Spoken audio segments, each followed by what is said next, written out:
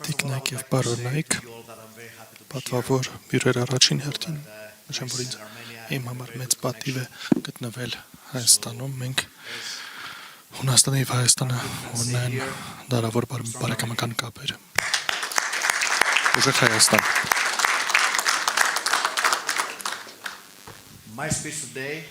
Իմ խոսքը այսօր քաղաքականության մասին չէ, այն իմ մասնագիտության մասին է, պատրաստվածության մասին է, վերապատրաստման մասին է։ Երբ մենք քննարկում ենք ռազմական ուժը, քննարկումը շատ հաճախ զինատեսակների մասին, հարթակների մասին և տեխնոլոգիական զարգացման մասին մենք քննարկում ենք օդային ուժեր, զրահապատ մեքենաներ, առաջատար սենսորներ և ժամանակակից հաղորդակցման ցանցեր, եւ այս բոլոր տարրերը կարևոր են, նրանք ներկայացնում են կարողություն, նրանք ներկայացնում են պատրաստվածություն, բայց պատմությունը նորից եւ նորից ցույց է տալիս, որ տեխնիկան չի ստեղծում ուժ, պատրաստվածությունն է ստեղծում ուժ։ Լավ պատրաստված զինվորականը կարգապահտատողությամբ մարտավարության ըմբռնմամբ և ճնշման տակ օպերատիվ գործողություններ կատարելու կարողությամբ ավելի արժեքավոր է, քան որևէ տեխնիկա։ Զինատեսակները և համակարգերը դա գործիքներ են, իսկ վերապատրաստումը ձևափոխում է այդ գործիքները, դարձնելով դրանք կարողություն, և վերապատրաստումն է ձևափոխում անհատներին, դարձնելով դրանք ստորաբաժանում, հենց պատրաստվածությունն է ձևափոխում ստորաբաժանումները, դարձնելով դրանք օպերատիվ ուժ։ Զինված կարողությունը չի ստեղծվում մեկ օրվա ընթացքում, զարգացվում է շարունակական պատրաստվածության, կրկնության, հարմարվողականության և սովորելու շնորհիվ վերապատրաստումը ընկած է պատրաստման հիմքում, այն ստեղծում է ֆիզիկական պատրաստվածություն, տեխնիկական կարողություն, մարտավարական տեղեկատվություն և ինչը շատ կարևոր է, վստահություն։ Վստահությունը մեծամտություն չէ։ Վստահությունը ծնվում է պատրաստվածությունից։ Ամեն ազգ բախվում է յուրօրինակ մարտահրավերների հետ, աշխարհագրություն, կլիմա, տեղանք, բնակչության խտություն, անվտանգային սպառնալիքներ, դրանք տարբեր են երկրից երկիր, այդ իսկ պատճառով տեղական պատրաստվածության ծրագրերը բանալի են, տեղական ծրագրերը արտացոլում են հայրենիքի իրականությունը, դրանք ներառում են ազգային տեղանքի որակները, սահմանների անվտանգության մարտահրավերները, մշակութային և օպերատիվ միջավայրները, ազգային գաղափարախոսությունը և իրավական շրջանակները և որոշակի սպառնալիքների հատկությունները, որոնք հատուկ են տեղանքին։ Պատրաստվածությունը, որը մշակվել է ներքին կարգով, ապահովում է, որ զինված ուժերի անձնակազմը հասկանում է տեղանքը մանրամասն։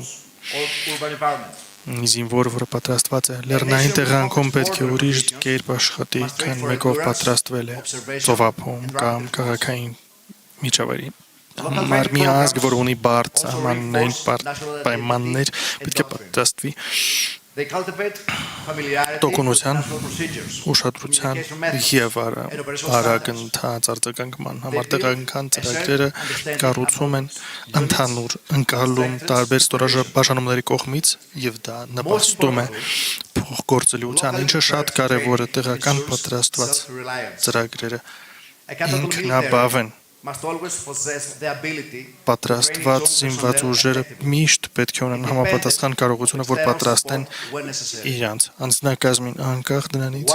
անկախ արտաքին աջակցությունից։ Երբ տեղական պատրաստվածությունը կառուցում է ազգային ուժը, երկկողմանի և բազմազգ վերապատրաստումը նպաստում է օպերատիվ փոխգործունակությանը, ժամանակակից անվտանգության մարտահրավերները շարունակում են մնալ, սահմանների ներսում ահաբեկչությունը, հիբրիդային սպառնալիքները, կիբերհարձակումները և տարածաշրջանային անկայունությունը պահանջում են համագործակցություն զանազան ազգերի միջև։ Պատրաստվածությունը այլ երկրների հետ ուժեղացնում է օպերատիվ համակցվածությունը և տեխնիկ կարողությունը, որը նպաստում է արդյունավետ Ընդհանուր օպերատիվ գործողությունների երկկողմանի պատրաստվածությունը նպաստում է մի քանի չափազանց կարևոր առաջնահերթություններին, այն ստեղծում է հարաբերություններ, որոնց հիմքում ընկած է վստահությունը։ Վստահությունը ուժերի միջև չի ստեղծվում ճգնաժամի ժամանակ, այն ստեղծվում է պատրաստվելու ժամանակ, երբ զինվորները միասին են սովորում, նրանք հասկանում են, թե ինչպես են աշխատում իրենց գործընկերները, ինչպես են նրանք խոսավարում եւ լուծում խնդիրները, նրանք սովորում են իրար ուժերը եւ սահմանափակումները եւ այս ծանոթությունը չափազանց կարևոր է դառնում օպերատիվ գործողությունների ընթացքում եւ այս երկկողմանի ծրագրերը ստեղծում են հնարավորություն գիտության,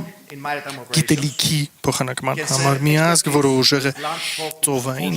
գործողությունների համար կարող է կիսվել նրա փորձով առանց ծովի հասանելիության երկրի հետ մի երկիր, որը փորձ ունի քաղաքային օպերատիվ գործողություններում կարող է հակաբեկչական մարտավարության բնագավառում խորհրդատվություն տրամադրել։ Սա կառուցվածքային գործընթաց է, որը ուղղված է դրան, որ մենք կառուցենք կարողություններ քայլ առ քայլ։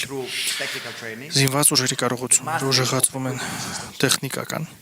վերապատրաստմամբ, մարտավարական վերապատրաստմամբ,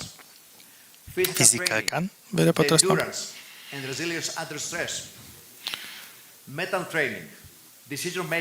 մտածողության պատրաստվածությամբ եւ առաջնորդության պատրաստվածությամբ, հրամանատարության պատասխանատվությամբ եւ հաշվետվողականության զարգացման շնորհիվ մարտավարությունը ստեղծում են կամուրջ գիտելիքի եւ գործողության միջև, նրանք թարգմանում են տեսությունը, դարձնելով այն կատարում։ Առանց մարտավարության պատրաստվածությունը մնում է абստրակտ։ Մարտավարությամբ պատրաստվածությունը դառնում է օպերատիվ։ Արդյունավետ մարտավարական պատրաստվածությունը պետք է լինի իրատեսական, այն պետք է ստեղծի իրական իրավիճակներ։ Միայն իրատեսական վերապատրաստումը ստեղծում է վստահելի կատարում։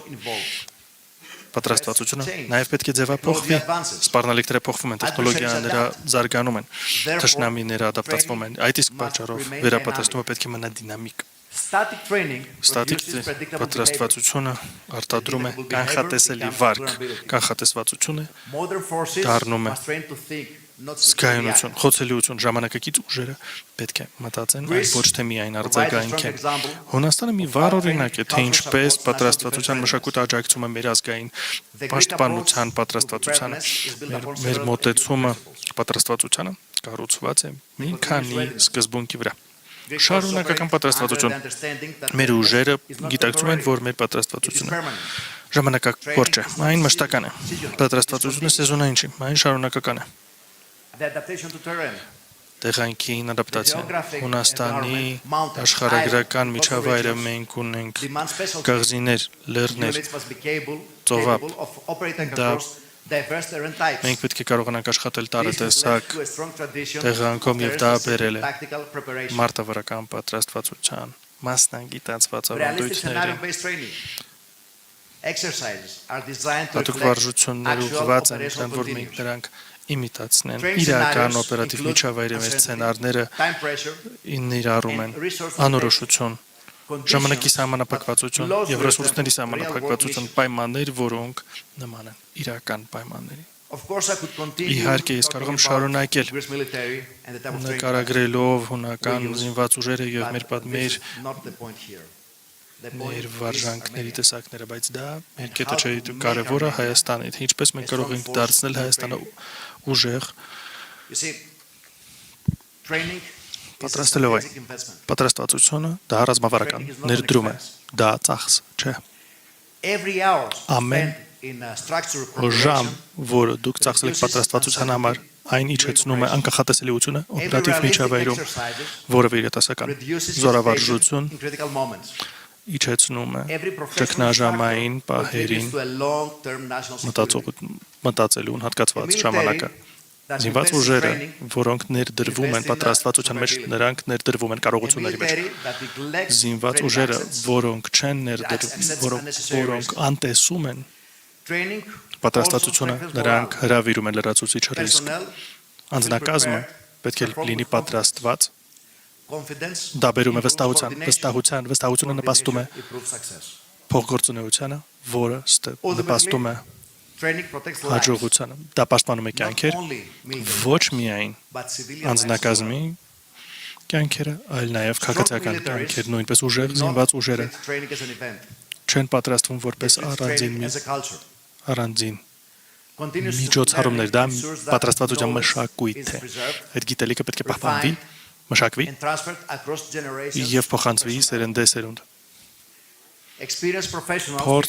Փորձառու մասնագետներ դառնում են հրահանգիչ։ Նրանց հարաբերությունները դառնում են գաղափարախոսությունը դառնում է վերապատրաստումը դառնում է մշակույթ եւ այդ ցիկլը երբեք չպետք է կանգնի։ Ազգերը, որոնք պահպանում են ուժեղ պատրաստվածության մշակույթը, նրանք մնում են տոկուն, հարմարվող